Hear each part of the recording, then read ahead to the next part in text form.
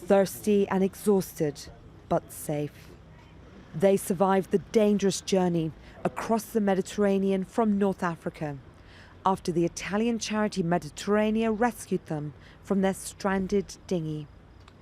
But arriving on the island of Lampedusa, they were surrounded by police and ordered not to disembark. The charity says they're lucky to be alive. If there's no one in that sea, they die. Such a small dinghy does not even get spotted by the radar. They were lucky they were able to warn us shortly before we had met a rubber dinghy in the water and the rest of a shipwreck. The Italian-flagged rescue boat, the Alex, had run out of drinking water and was carrying 3 times as many people as it should. When the boat's crew were denied permission to dock by the Italian government, Malta offered to take the vessel, but the crew declared a state of emergency.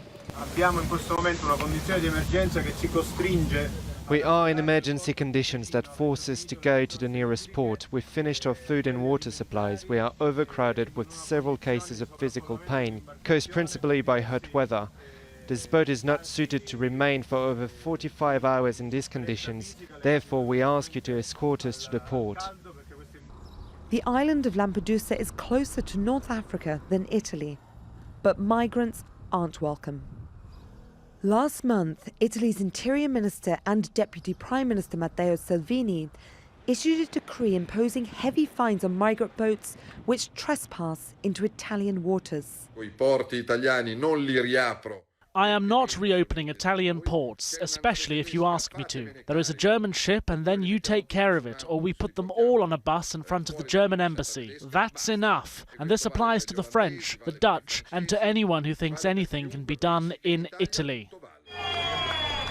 But just over a week ago, after rescuing dozens of migrants, the captain of a German rescue ship was arrested when she defied Italian orders and docked in Lampedusa. An Italian judge has since ordered Carola Rackete to be freed from house arrest, saying she'd been acting to save lives.